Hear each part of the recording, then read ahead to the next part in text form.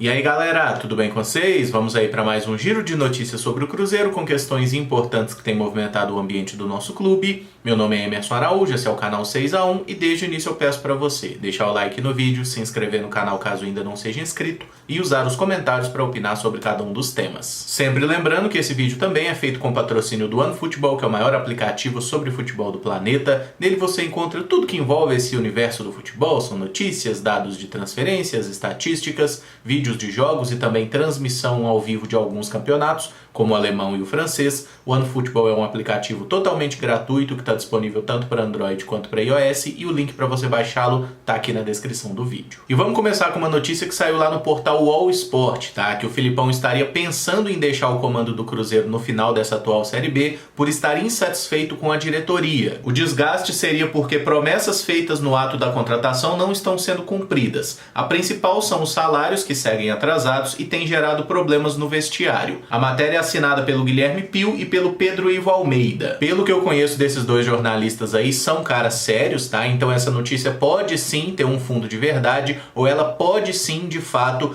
ter brotado de alguém próximo ao Filipão. Só que me parece ser muito mais um blefe do nosso treinador, uma forma de tentar pressionar a diretoria a resolver logo essas pendências, do que um desejo real de sair do clube. Nenhuma notícia realmente vaza no futebol, é aquela notícia que alguém solta com algum interesse, tá? Então acho que sim, o Filipão tá tentando pressionar a diretoria e acho que tá certo, porque os caras prometeram que iam manter os compromissos em dia e não estão honrando. A nossa diretoria está completamente errada nessa história e é papel do Filipão defender o seu elenco, sim, ele tem que defender o grupo até para não perder os caras. Mas eu realmente não acredito que o Filipão vá sair do Cruzeiro, até porque tem a questão da multa rescisória, que ela vale pro clube, mas ela também vale pro profissional. Então se o Filipão quiser pegar o boné e rachar fora do Cruzeiro, ele teria que arcar com a multa rescisória. Pelo que já foi noticiado, seria algo na casa de 10 milhões de reais. Por mais que o Filipão seja muito rico e poderia pagar isso tranquilamente, né, se ele realmente quiser rachar fora, eu acho que ele não quer. Eu acho que é muito mais um joguinho aí, uma questão de bastidores mesmo, tá? Porque ninguém gosta de jogar dinheiro fora também. E é claro que sempre seria possível que as partes sentassem ali e fechassem um acordo amigável, né, para uma rescisão, se for o interesse das duas partes em terminar esse contrato.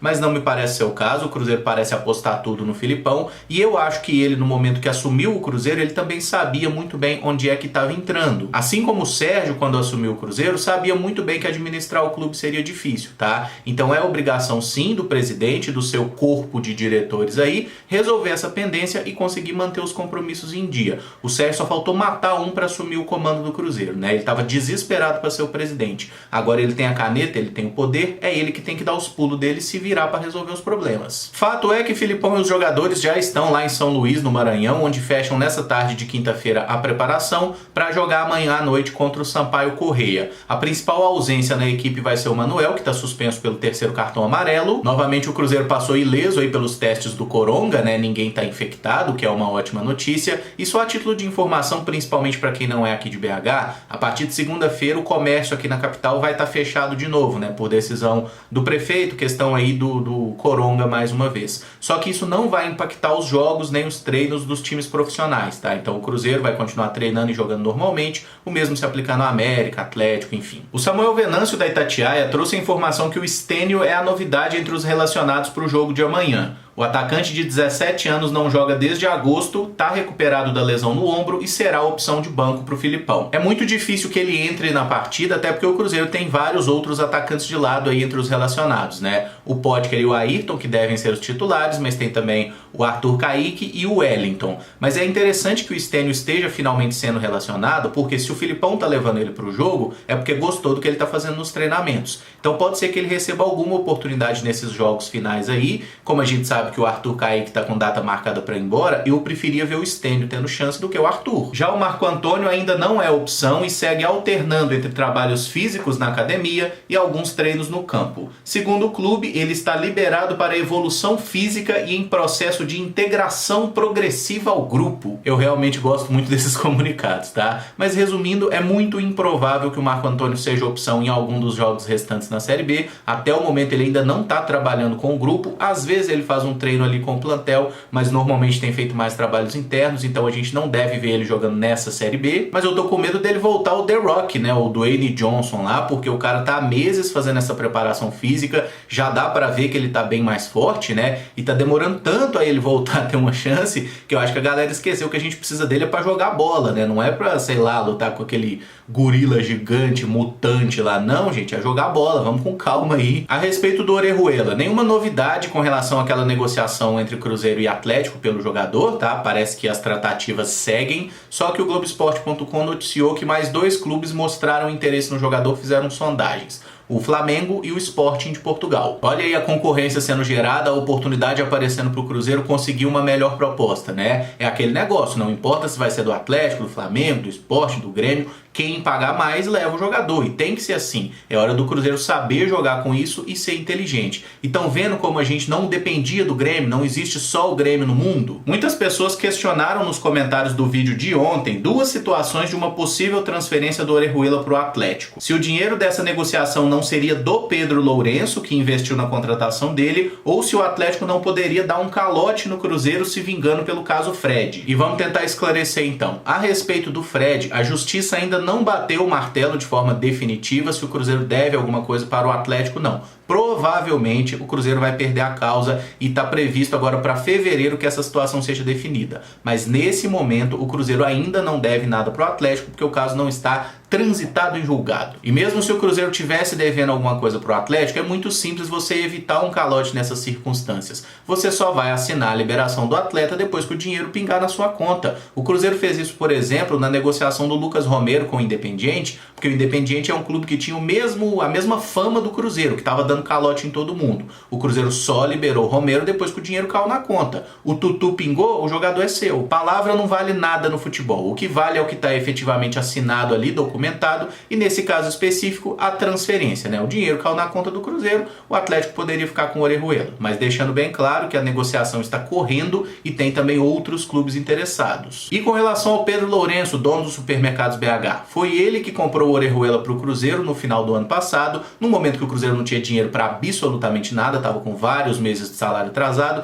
mas acreditem, a situação era muito pior que a atual, e naquele momento o Orejuela foi comprado com o dinheiro do Pedro Lourenço e registrado no Cruzeiro. Pessoas físicas, empresas que não sejam do futebol, elas não têm como ter percentual de jogador. Então o Orejuela, ele é do Cruzeiro, ele não é do Pedrinho. E aí o que pode acontecer, e provavelmente acontecerá, é uma reunião entre o Pedro Lourenço e a diretoria do Cruzeiro para definir como vai ficar essa situação. Por exemplo, o Pedro Lourenço que comprou o Arrascaeta para o Cruzeiro lá em 2015. Quando o Arrascaeta foi vendido, que na época o Cruzeiro pegou 13 milhões de euros pela parte dele e pela parte do Pedrinho, o Pedro só quis de volta aquilo que ele tinha dado, que foram 2 milhões. E ainda assim ele prorrogou os pagamentos, facilitou a perder de vista, sem contar o fato de que o Pedrinho em diversas oportunidades botou dinheiro no Cruzeiro para ajudar o clube sem exigir nada em troca. Então, não seria surpresa nenhuma se ele simplesmente não requerer o dinheiro de volta. Mas se ele quiser, eu quero que o Cruzeiro me devolva 1,5 milhão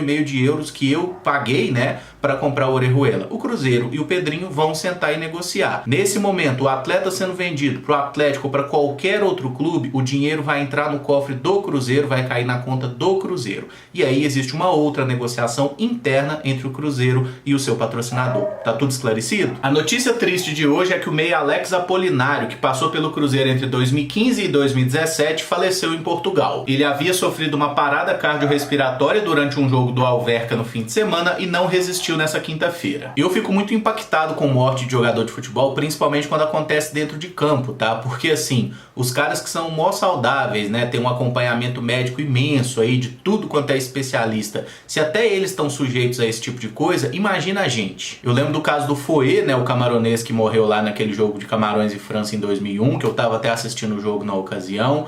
Teve a situação do Serginho lá do São Caetano também. É sempre muito triste quando acontece esse tipo de coisa, então acho que só resta realmente a gente desejar força aí para os familiares, para os amigos. Certamente certamente tem muita gente no Cruzeiro que trabalhou com o Alex, né? Alguns que podem até ser amigos dele também. É muito triste, cara, e eu acho que o que resta pra gente é tentar aproveitar os nossos dias, porque a gente nunca sabe quando simplesmente acaba tudo. E pra tentar não fechar o vídeo num astral muito baixo, tá? Vamos falar um pouquinho aí do time feminino do Cruzeiro, que já anunciou 4 contratações para a próxima temporada e provavelmente vai chegar mais gente. A goleira Carol Aquino, de 25 anos, tem passagens por Grêmio, América, Botafogo e estava no Ideal de Ipatinga. Ela chega para disputar a posição com a Mari Camilo. A zagueira colombiana Jéssica Romero também assinou com o clube, ela jogava pelo Atlético Nacional e tem passagem pela seleção de base do seu país e por clubes dos Estados Unidos. Ela vai ser a primeira jogadora estrangeira na história do Cruzeiro. A volante Carol Chimo tem 21 anos e até 2019 jogava futsal, tendo inclusive integrado a seleção sub-20. Ela se destacou no Campeonato Mineiro pelo Ideal de Ipatinga e faz agora parte do elenco das Cabulosas. E a atacante Pamela, de 31 anos, vem para ser a comandante de frente. Ela estava no Corinthians e tem no currículo passagem pela seleção principal,